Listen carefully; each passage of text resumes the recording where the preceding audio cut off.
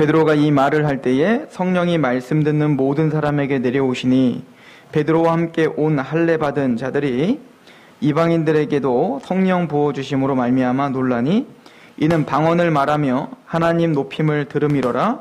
이에 베드로가 이르되 이 사람들이 우리와 같이 성령을 받았으니 누가 능히 물로 세례 베풀물 그 말이요 하고 명하여 예수 그리스도의 이름으로 세례를 베풀라 하니라.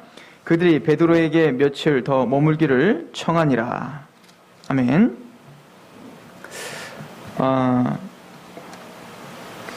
우리가 주일 예배와 또 수요 예배 요즘에 공동체로 성령님에 대한 설교를 계속 할 수밖에 없는 본문들이 주어지고 있습니다. 오늘은 특별히 성령 세례와 성령 충만에 대한 말씀을 같이 나누려고 하는데요. 우리가 지난 시간까지 살펴봤듯이 지금 이 복음이 이제는 예루살렘을 넘어서 온 유대를, 또 온 유대를 넘어서 사마리아, 그리고 땅끝까지 이르러 어떻게 지금 확산되고 있는지를 보여주고 있다고 했고, 예루살렘에서 온 유대로, 또 온 유대에서 사마리아로, 사마리아에서 즉 이방인에게로 전파될 때에는 예수님이 베드로에게 약속하셨듯이 네가 천국 열쇠를 쥐었다라고 말씀하셨던 그 약속을 받았던 베드로가 정말로 그 말씀대로 그 천국의 그 복음이 열리는 데에 베드로의 그 손을 통해서, 베드로의 입을 통해서 지금 예루살렘이 3,000명이 회심을 하고, 그리고 온 유대가 회심을 하고, 그리고 사마리아에 가서 빌립이 전했지만 그것을 확증하는 것은 가서 베드로가 또 확증해 주는 것을 볼 수 있습니다. 또 오늘 고넬료에게, 이방인에게 처음으로 복음이 전파되는 이 고넬료에게도 바로 베드로가 복음을 전파함으로 구원을 받는 장면을 보여주고 있습니다. 오늘은 특별히 고넬료가 구원받는 이 장면을 통해서 성령 세례가 무엇인지 우리가 상고하게 될 것이고, 또 그 성령 세례를 받은 사람이 어떤 열매를 맺는가에 대한 고넬료의 가족을 통해서 우리가 상고해 보고자 합니다. 우리 한국에 있는 교단은 둘로 나눠집니다. 이 성령 세례를 어떻게 보느냐에 따라서 둘로 나눠지는데, 이 성령 세례를 구원을 받을 때, 즉 거듭날 때, 너희가 물고 성령으로 거듭나야 된다고 했을 때, 우리가 성령님을 통해서 믿음이 생기고 복음이 인쳐지고 또 예수님이 믿어질 때 바로 그게 성령 세례다라고 하는 교단이 있고, 또 한쪽 교단에서는 아니다, 그거는 성령의 내주하심이지 구원받은 하나님의 백성들이 2차적으로 어떤 능력을 받는 게 성령 세례다라고 말하는 교단들이 있습니다. 그런 교단들을 오순절이라고 이야기를 하고 있는 거예요. 용어의 차이인 겁니다. 그런데 가장 성경적인 용어를 사실은 이 사도행전 10장 11장에 우리에게 잘 설명해주고 있습니다. 오늘 말씀을 보면 성령 세례가 무엇인지 설명을 해주고 있습니다. 먼저는 이 성령은 우리가 지금까지 계속 이야기했듯이 구약시대에는 성령님이 그때도 역사를 하셨죠. 천지를 창조될 때에도 하나님이 천지 만물을 지으실 때 수면에 성령님이 운행하시고 계시잖아요. 그리고 구약시대에도 하나님의 선지자들이나 또 다윗과 같이 또 뭔가 하나님의 특별한 사역을 할 때 강하게 하나님의 영이 임하셔서 그에게 능력을 줘서 행하게 하신단 말입니다. 즉 구약시대의 성령님은 어떤 독특한 사람들에게 임했어요. 그러니까 하나님의 사람인 이스라엘 백성이라고 해서, 하나님의 백성이라고 해서 다 성령을 받았던 게 아니었단 말입니다. 그런데 민수기에 보면 이제 모세를 통해서 예언을 하죠. 민수기 11장 19절에 모세가 그에게 이르되 내가 나를 두고 시기하느냐? 여호와께서 그의 영을 그의 모든 백성에게 주사 다 선지자가 되게 하시기를 원하노라. 70 장로를 세우고 하나님이 그 70 장로들에게 성령님을 부어주십니다. 그랬더니 갑자기 그 사람들이 다 예언을 하는 거예요. 선지자가 된 겁니다. 그런데 그 중에 한 사람이, 젊은 하나님의 영을 받은 사람이 성막을 떠나지 않고, 다른 사람들은 하나님의 영이 끝쳐서 이제는 예언하지 않는데 어떠한 사람만 장막에서 계속 예언을 하고 있는 겁니다. 그때 그걸 봤던 여호수아가, 아니 모세요, 왜 저 사람은 그렇게 예언을 하고 있습니까? 왜 저거는 저 사람이 해야 될 일이 아닌데 왜 그렇습니까? 라고 이야기를 했고, 모세가 그거에 대해서 너는 지금 그를 시기하고 있구나 라고 이야기하며, 여호와께서는 그의 영을 그의 모든 백성에게 주사 다 선지자가 되게 하기를 원하노라. 신약 시대에는, 이제 새 언약의 시대에는 하나님의 모든 백성에게 다 누가 임하실 거예요? 성령님이 강하게 부어지실 것입니다. 구약 시대에 예레미야에게 임했던 성령님이, 구약 시대에 이사야에게 임했던 그 성령님이 이제는 모든 백성, 하나님을 믿는 모든 백성에게 강같이 흐르는, 강같이 부어지는 그런 시대가 올 것이다. 이게 바로 신약 시대고, 우리는 그 예언의 성취를 오순절 성령 강림에서 봤던 것입니다. 즉, 이 성령 세례는 하나님의 구원을 받는 역사인 거예요. 즉, 우리가 예수님께서 예언을 하셨죠. 너희가 물과 성령으로 거듭나야 된다. 또 사도 바울이 데살로니가전서 1장에 보면 너에게 복음이 전파된 것이 말로만 임하는 게 아니라 거기에 성령과 능력과 확신으로 임한다라고 이야기를 합니다. 즉, 복음을 전파됐을 때 그 복음을 믿게 하시고 그 복음을 인쳐주시는 분이 성령님인 거예요. 우리는 그것을 뭐라고 하냐면 성령 세례라고 하는 것입니다. 자, 오늘 본문에도 한번 보세요. 사도행전 10장 44절에 보면 베드로가 이 말을 할 때 성령이 말씀 듣는 모든 사람에게 내려오시나니, 즉 베드로가 구원 얻을 말씀, 즉 복음을 전하고 있었습니다. 복음을 전할 때 누가 임하고 계십니까? 성령님이 임하시더라 라고 이야기를 합니다. 45절, 베드로와 함께 온 할례 받은 신자들이 이방인들에게도 성령 부어 주시는 말미암아 논란이라 라고 이야기를 하고 있습니다. 우리 고린도전서 12장을 한번 가보세요. 고린도전서 12장.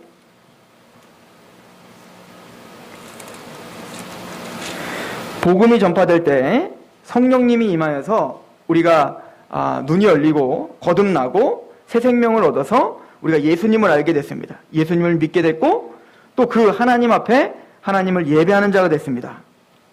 자, 이게 바로 성령 세례인데 고린도전서 12장 12절부터 이렇게 설명을 해주고 있습니다. 우리 같이 한번 읽어볼까요? 12장 12절에서 13절 시작. 몸은 하나인데 많은 지체가 있고 몸의 지체가 많으나 한 몸인과 같이 그리스도도 그러하니라.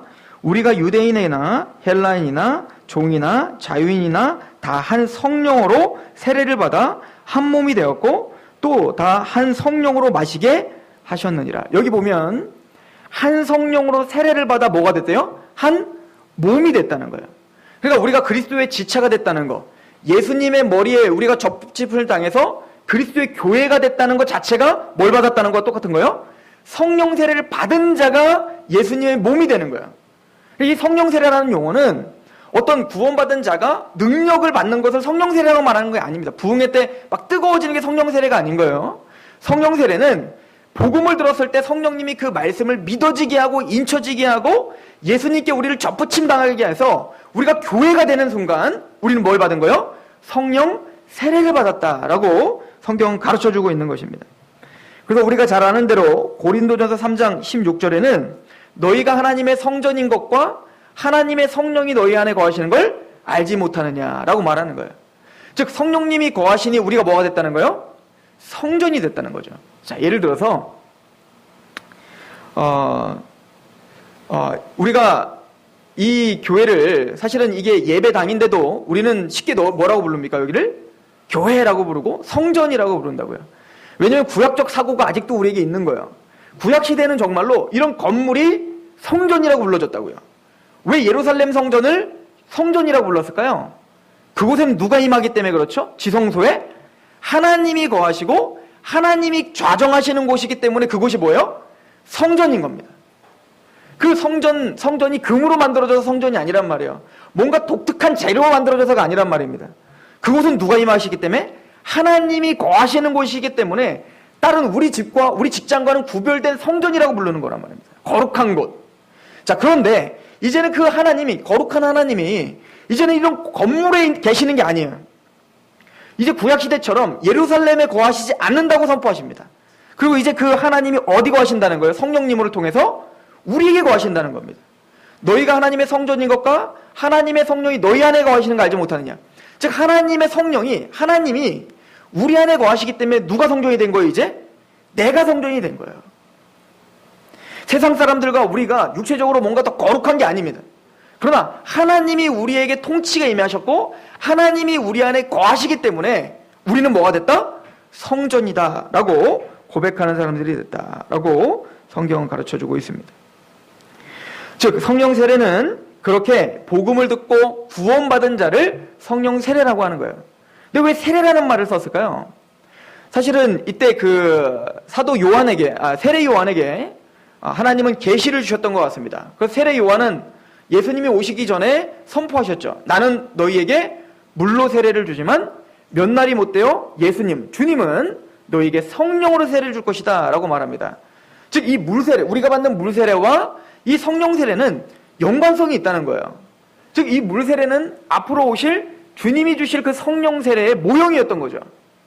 그럼 그 세례 요한이 우리에게 줬던 그 물세례가 뭐였죠? 바로 침례였죠.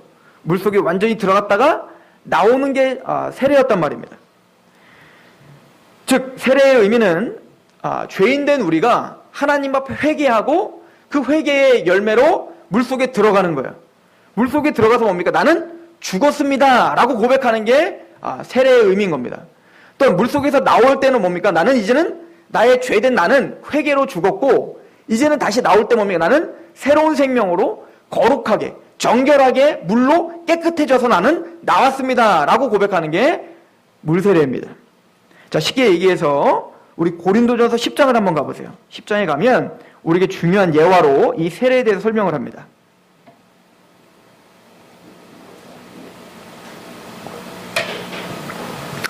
고린도전서 10장 우리 1절 2절 한번 읽어봅시다. 시작. 형제들아 나는 너희와 알지 못하기를 원하지 아니하노니 우리 조상들이 다 구름 아래에 있고 바다 가운데로 지나며 모세에게 속하여 다 구름과 바다에서 세례를 받고 라고. 이스라엘 백성들이 홍해를 건너는 것을 세례를 받고라고 이야기를 합니다. 왜냐하면 원래 이스라엘 백성들은 애굽 사람들과 별반 다르지 않죠. 내가 너희를 택한 것이 수요가 많아서가 아니고 내가 너희를 택한 것이 다른 나라보다 공의로워서 더 정직해서 택한 게 아니야. 너희들은 애굽 사람들과 같이 다 어떻게 해야 될 사람들이에요? 원래 죽어야 될 사람들이에요. 그런데 그 애굽 사람들은 홍해에 수장당해서 정말 다 죽었죠. 그런데 그 물 가운데 누구는 지나가는 거예요? 이스라엘 백성들은 자격도 안 됐는데 지나가더라는 겁니다. 그 물을 통과해서 물에서 살아 올라오더라는 거예요. 근데 오늘 봤더니 누구에 속하여? 2절에 봤더니 모세에게 속하여. 다른 이유가 없어요. 이스라엘 백성들이 거룩해서가 아닙니다. 이스라엘 백성들이 뭔가 자격이 돼서가 아니라 그 모세의 말을 믿고 모세에게 속하여 함께 모세와 함께 어떻게 한 거예요? 물속에서 살아나온 거예요. 마찬가지로 이것이 세례입니다. 우리는 원래는 죽어야 될 사람들입니다. 십자가에 내가 죽어야 될 사람이었단 말입니다. 근데 모세에게 속하여 물에서 건져진 것처럼 우리는 바로 예수님에게 속하여 우리는 물에서 영원한 죽음에서 건져진 사람들이다. 이걸 고백하는 게 뭐냐면 세례란 말입니다. 다시 얘기해서 물 세례를 받는 것은 바로 우리는 그렇게 성령 세례를 받은 사람입니다. 예수님이 십자가에 죽으셨을 때 내 죄가 함께 못 박힌 사람입니다.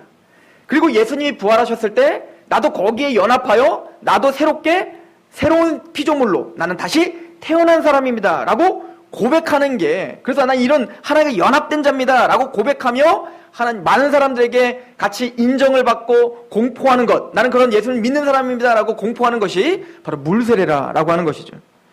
그래서 오늘 사도행전 10장에 보면 고넬료에게 복음을 전했더니 그 고넬료가 성령님이 임하시더니 믿음이 생겼습니다. 그리고는 베드로가 말을 하기를 누가 감히 이 사람들을 물세례 주는데 막을 수 있겠느냐. 성령 세례를 받고 구원함을 받았으니까 당연히 뭘 받을 수밖에 없다? 물세례를 받을 수밖에 없다라고 하는 겁니다. 우리가 보통 이제 교회들 보면 우리 교회는 이제 그런 제도를 없앴는데 보통 이제 6개월 학습 교인이 있죠. 그리고 6개월 학습 교인을 끝내면 이제는 또 6개월 또 뭐 한 다음에 이제는 세례를 받게 해줍니다. 그 제도가 왜 만들어졌냐면 선교사님들이 우리나라에 와서 복음을 전할 때 그때는 이제 교회 오는 게 이득이잖아요. 뭐 재밌는 걸 나눠주고 또 뭔가 먹을 것도 주고 이렇게 뭔가 자꾸 베풀어 주잖아요. 그러니까 많은 사람들이 교회에 막 그냥 오게 된 겁니다. 술 마시면서 또 그냥 자신의 어떤 방탕한 삶을 그대로 살면서 또 예수님을 믿지도 않으면서 그렇게 그냥 교회를 다닌 겁니다. 그러니까 교회에 온다고 하여 또 예수 믿는다고 하여 그 사람들 다 믿어줄 수가 없었던 거예요. 이게 진짜 믿음이 아닌 거죠. 그래서 그때 만들었던 게 뭐냐면 제도로 6개월 적어도 학습교인, 즉 뭔가 복음을 계속 전해서 그 6개월 동안 복음을 믿게 하자. 그리고 복음을 믿은 자들을 이제 뭐 하자? 세례를 주자 해서 만들어진 게 사실 학습교인 그리고 세례교인 이렇게 만드는 거란 말이에요. 근데 이것도 하나의 형식이 돼갖고 이제는 뭡니까? 학습교인은 그냥 6개월 버티면 당연히 세례 주는 것 같은 어떤 통과 의식이 돼버렸죠. 군대 가면 더 재밌습니다. 군대를 가면 제가 이제 훈련소에 있을 때 세례를 받으러 오라는 겁니다. 교회에 세례 받을 사람들은 오늘 세례식이 있으니까 다 오라는 거예요. 당연히 저는 신학생이니까 세례를 이미 받았고 그래서 세례를 안 받으러 갔는데 제 옆에 저랑 같은 교단의 신학교를 다녔던 한 친구가 있었어요. 제 옆에. 근데 그 친구 없어진 겁니다. 그걸 알고 봤더니 어디 갔다 왔나 봤더니 초코파이와 콜라를 들고 있더라고요. 너 어디 갔다 왔어? 그랬더니 초코파이와 콜라를 받으러 세례를 받으러 갔다 왔대요. 신학생이. 즉 초코파이와 콜라를 받고 나는 예수님 믿니? 예, 믿어요. 그럼 앉아. 그럼 100명한테 그냥 물을 막 뿌려요. 그리고 세례를 줬다고 당신들은 구원받았습니다라고 선포해주고 있습니다. 성경은 그렇게 말하지 않습니다. 성령 세례를 경험한 자, 즉 복음이 온전한 복음을 듣고 그 복음의 감격과 그 복음에 내가 함께 죽었고 내가 예수님과 다시 산 사람입니다 라고 고백한 사람들을 물세례를 통해서 꼭 결혼식과 같은 거예요. 예, 우리는 이렇게 사랑합니다. 우리 이제 부부가 될 겁니다. 이제 이렇게 우리는 사랑하는 존재입니다를 많은 사람들에게 공포하고 이제는 축하를 받는 것처럼 세례식은 나는 우리 예수님과 이렇게 결혼했습니다. 나는 예수님의 십자가와 부활을 이렇게 믿고 이제는 내가 사는 것은 내가 사는 게 아니요 나를 위하여 죽으신 그 십자가에 주신 예수님을 위해 사는 그 삶으로 나는 살기로 결심합니다. 난 주님의 신부로 살기로 그렇게 결심합니다 라는 결단과 고백으로 세례를 받는 거란 말입니다. 그렇게 오늘 사도행전 10장의 고넬료는 그 가족들은 성령 세례를 받고 물 세례를 받게 되었다라고 성경은 가르쳐주고 있습니다. 그리고는 성령 세례를 받고 그렇게 하나님의 교회의 몸된 지체가 된 이 하나님의 백성들에게 나타나는 열매가 있는데 오늘 중요한 열매를 알려주고 있습니다. 우리 오늘 본문을 다시 한번 가보시겠어요? 사도행전 10장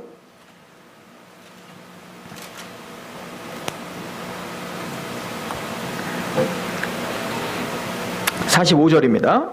10장 45절.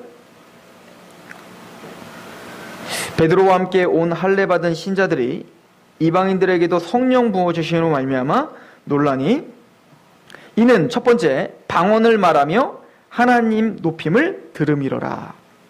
첫 번째는 방언을 말했다라고 이야기를 하고 있습니다. 성령 세례를 받고 즉 하나님의 성령이 충만한 자가 나타난 첫 번째 그 표징이 뭐였습니까? 방언을 말했다라고 하는 거였습니다. 그러나 지금 고넬료와 이 식구들이 말했던 방언은 오늘날 우리가 하는 방언이 아니었습니다. 이 방언은 사도행전 2장에서 사도들이 경험했던 방언을 했다는 거예요. 그 방언은 외국어 방언이었습니다. 외국어 방언은 이 사도들이 복음을 전했을 때 그 당시에 퍼져 있었던 디아스포라 유대인들이 다 몰려왔죠. 그러니까 언어가 다른 거예요. 언어가 다른 사람들이 왔는데 성령이 충만한 베드로가 입을 열어 뭡니까? 이제는 자신의 의식적으로 말하는 게 아니라 성령님에 의해서 혀가 꼬아집니다. 그러더니 자기가 배워본 적이 없는 외국어를 말하기 시작한 거예요. 예를 들어서 여기 중국 사람들이 많이 와 있는데 제가 갑자기 중국어를 배운 적도 없는데 오늘 설교 중에 갑자기 성령이 임하시더니 중국어로 막 설교를 하는 겁니다. 그런 일이 일어난 거예요. 즉 이것은 우리가 지난 시간에 배웠지만 지금 사실은 이방인에게 처음으로 성령 세례가 임한 겁니다. 그러다 보니까 많은 지금 유대인들은 어떤 마음이냐면 이방인들에게는 성령 세례가 임할 수 없어라고 생각했다고요. 누구조차 베드로조차 그렇게 생각했었잖아요. 근데 우리가 지난 시간에 배웠던 게 뭡니까? 베드로의 그 사고체계를 하나님이 바꿔주셨던 거잖아요. 그래서 그 많은 기독교인들에게 이제는 이방인에게도 너희와 똑같은 성령이 부어지고 있어를 증명해 주셨어야 됐고 그 증명으로 보여준 게 뭐였냐면 그 유대인들이 오순절날 하나님의 성령이 임할 때 성령 세례를 받고 방언이 터졌던 것처럼 지금 고넬료 집에도 그 외국어 방언을 터지게 하셨던 겁니다. 왜요? 하나님은 드디어 땅끝까지 이르러 내 증인이 되라 하셨던 그 말씀을 이루고 계시는구나. 이제는 사마리아 땅을 넘어 땅끝까지 이르러 내 증인이 되라 했던 그 말씀이 이렇게 시작됐구나를 공식적으로 선포하시기 위한 하나님의 배려였다는 것이죠. 그래서 이 사도행전 2장에서 방언을 했던 이유가 뭡니까? 우리 한번 사도행전 2장을 가보세요.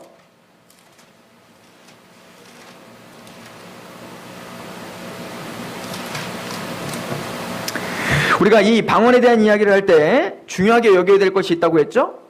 이 방언과 지금 대항마가 있어요. 이거와 지금 대결 구도로 있는 게 바로 창세기에 있는 말씀입니다. 즉 모든 인간들이 다 타락하고 죄악이 관영해서 모이기만 하면 뭘 만들어요? 성을 쌓고 하나님을 떠나 하나님을 대적하는 네피림들이 되고 또 뭐요? 이제는 바벨탑을 쌓는단 말입니다. 아니 그 노아의 방주로 말미암아 하나님이 그 죄를 얼마나 싫어하시는지를 분명히 보았는데도 불구하고 자신의 그 관영함으로 뭘 만들어요? 바벨탑을 쌓는 인간의 그 죄악성, 부패성을 보여주고 있단 말입니다. 그럴 때 그 죄인들은 모이면 모일수록 뭐 하는 거예요? 한 언어로 서로 의기투합하고 하나가 되어서 하나님을 대적하는 바벨탑을 쌓더라. 이게 우리 인간이란 거예요. 인간들은 모이기만 하면, 인간들은 뭔가 으쌰으쌰만 하면 하나님을 대적하는 일들을 만들어내요. 혼자 있을 때는 잘 못해. 근데 여럿이 모이고 시작하고 하나가 되면 전혀 그게 죄처럼 보이지 않게 돼버린단 말입니다. 서울에서 열리고 있는 그런 동성연애 축제처럼 한 사람일 때는 주눅 들고 있지만 여럿이 모이니까 어때요? 떳떳한 거예요. 하나님이 뭐라고 하든 상관없는 겁니다. 이제는 화인 맞은 자처럼 여럿이 옳다 하는 겁니다. 그게 뭐예요? 바벨탑이었던 것이죠. 하나님은 그렇게 의기투합한 그 바벨탑을 어떻게 합니까? 무너뜨려버리고 흐트러버립니다. 그 방법이 뭐였어요? 언어를 혼잡하게 하는 거예요. 언어를 혼잡하게 해서 서로 생각이 다르고 마음이 다르고 서로 의사소통을 못하게 한 겁니다. 왜요? 죄인들이 모이면 죄만 저지르니까. 그 대항마가 뭐라는 거예요? 오순절 성령 강림이고 그리고 바로 방언인 겁니다. 그러나 이제 반대로 이제 하나님의 나라가 임했습니다. 이제는 그들은 모이기만 하면 하나님을 영화롭게 할 것입니다. 모이기만 하면 하나님을 찬양할 것이고 그 교회가 모이면 이제 하나님의 일들이 일어나게 될 것입니다. 그래서 그들을 하나로 만드시기 위해 언어를 어떻게 하는 거예요? 통일시켜버리는 겁니다. 서로 배운 적이 없는 언어를 말하지만 베드로의 입을 통해서 뭡니까? 그 언어가 달라 생각과 가치관이 달랐던 그들에게 하나님이 뭡니까? 연합하는 은혜가 임했는데 그게 바로 방언이었던 거예요. 즉 하나님은 구속사적으로 대단히 중요한 표징으로 방언을 준 겁니다. 그리고 이 방언이라는 건 이미 구약시대에 계속 예언했어요. 그 시대가 오면 이제는 하나님의 메시아가 올 때 중요한 표징이 뭐냐면 다른 언어로 하나님의 말씀이 전파될 것이다 라고 하는 것입니다. 그 예언이 그대로 성취가 된 것이 바로 방언이었습니다. 즉 이 방언은 인간의 말이 아닌 하나님의 주도권에 따라 말을 하기 시작했다라고 우리는 이해하셔야 되는 거예요.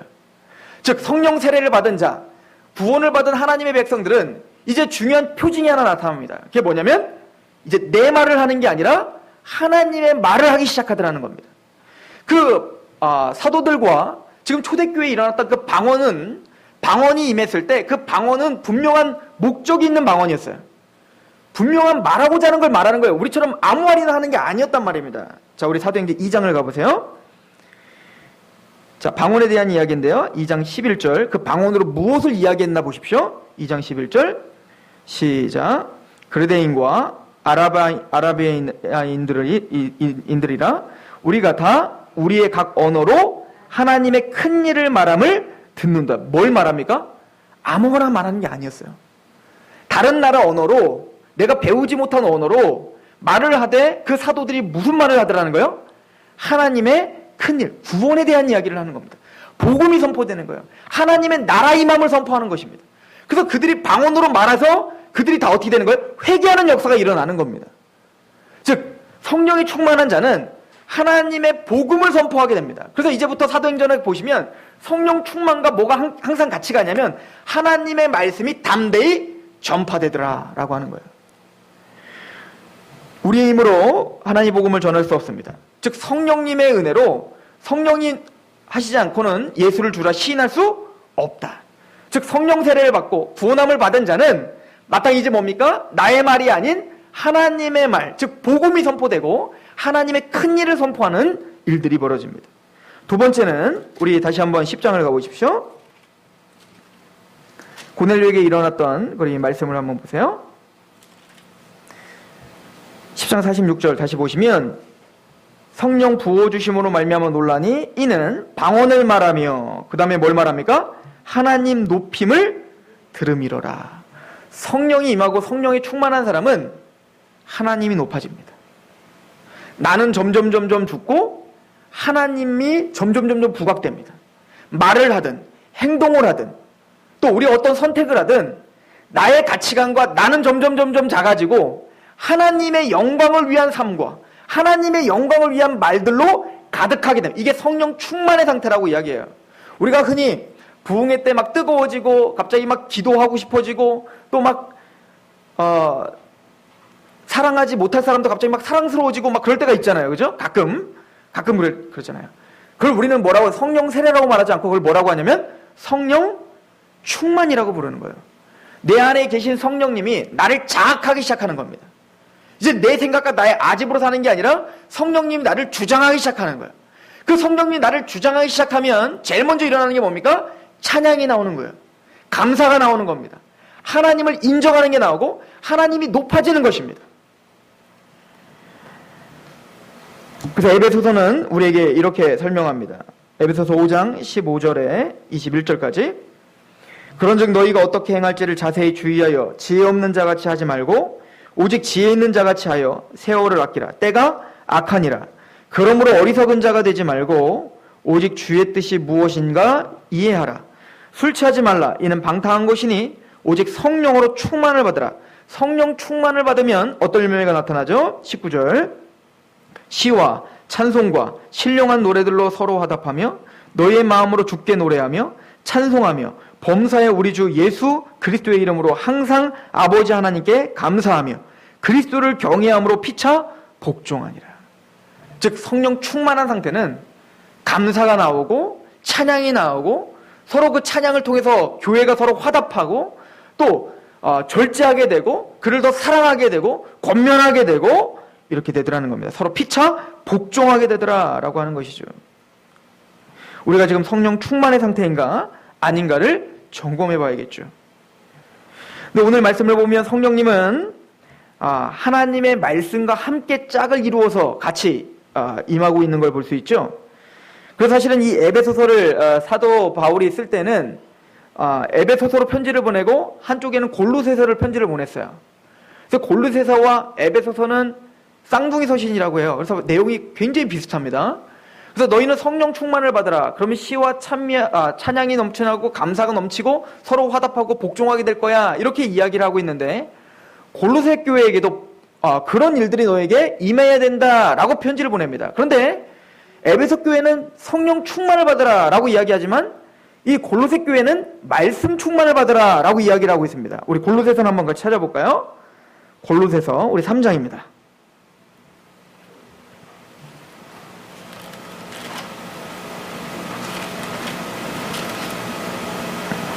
3장 우리 16절에서 17절 같이 한번 읽어보겠습니다. 시작. 그리스도의 말씀이 너희 속에 풍성히 거하여 모든 지혜로 피차 가르치며 권면하고 시와 찬송과 신령한 노래를 부르며 감사하는 마음으로 하나님을 찬양하고 또 무엇을 하든지 말에나 일에나 다 주 예수의 이름으로 하고 그를 힘입어 하나님 아버지께 감사하라. 말씀 충만한 자의 특징은 뭐죠? 시와 찬미와 신령한 노래들을 부르고 감사한 마음으로 하나님을 찬양하고 무엇인지 말에나 일에나 다 주 예수의 이름으로 하고 그를 힘입어 하나님 아버지께 감사하게 되더라. 즉 말씀 충만과 성령 충만은 같이 가요. 그러나 성령님이 우리 안에 역사하실 때 우리 안에 곳간에 쌓아놓은 말씀이 없다면 하나님 성령님이 가지고 역사할 수 있는 만한 무기가 없어지는 거예요. 에베소서에 보면 그래서 너희는 전신갑주를 취하라 라고 하지 않습니까? 구원의 투구를 쓰고 의의 흉배를 붙이고 그 다 방어용이에요. 그러나 공격력, 우리를 사단이 끊임없이 우리를 넘어뜨리려고 하고, 우리를 의기소침하게 하고, 우리를 게으르게 하고, 우리를 하나님께 감사하지 못하게 하고, 하나님께 원망하게 하려고 하는 불화살을 쏜다고 합니다. 그럴 때 우리는 믿음으로 방어를 해야 되는데, 그 사단의 공격을 제어하고 공격할 수 있는 공격 무기는 딱 하나밖에 없다는 거예요. 성령의 검이라고 이야기를 하고 있습니다. 즉 성령님이 아니고서는 우리는 그 사단의 공격을 막아내고 승리할 수가 없다는 거예요. 근데 그 성령의 검이 뭐죠? 말씀이니라 라고 말하고 있습니다. 성령님은 우리 안에 우리 마음에 쌓아놓은 그 말씀을 들고 우리 안에 역사하셔서 승리하게 하시는 겁니다. 낙심이 됩니다. 그럴 때 두려워하지 말라. 여호수아에게 말했듯이 너희는 두려워하지 말라. 나를 의뢰하라. 그 말씀이 생각나게 하시는 거예요. 그렇지. 하나님은 여호수아와 그렇게 함께 하셨었지. 그렇지. 아브라함이 이집트에 갔지만 나중에는 그 이집트에 가서 파라오를 하나님은 누르시고 아브라함에게 더 큰 축복을 주셨지. 그 말씀, 그 하나님의 원리를 생각나게 하시고 우리의 삶에 적용케 하실 거예요. 누가? 성령님이. 성령님은 성령 세례를 통해서 우리에게 구원을 주실 뿐만 아니라 그 성령님은 우리 안에 말씀을 충만하게 하셔서 우리를 감사하게 하실 것이고 우리를 충만하게 하실 것이고 우리를 승리하게 하실 것이라 라고 이야기를 합니다. 이게 성령 세례를 받은 자와 또 그 성령 세례를 받은 자가 그 성령님의 충만한 상태의 열매다라고 이야기를 하고 있습니다. 그래서 이 고넬료는 성령님을 받자마자 하나님을 영화롭게 하는 말을 하더라라고 이야기를 하고 있습니다. 오늘 본문에 나오지 않지만 또 하나는 바로 성령의 9가지 열매입니다. 갈라디아서 5장 22절에 오직 성령의 열매는 사랑과 희락과 화평과 오래 참음과 자비와 양성과 충성과 온유와 절제니 이 같은 것을 금지할 법이 없느니라. 사랑하지 못할 자가 사랑해지기 시작합니다. 기쁘지 못할 상황인데 우리에게 희락이 넘치기 시작합니다. 화평하지 못할 텐데 거기서 분쟁 중에 하나님은 화평케 하는 역사를 우리를 통해서 이루어집니다. 또한 오래 참지 못하고 원망하는데 성령이 충만할 때 우리는 그걸 오래 참을 수 있게 됩니다. 또한 우리는 불쌍한 자들을 그냥 보고 넘어갈 수가 없습니다.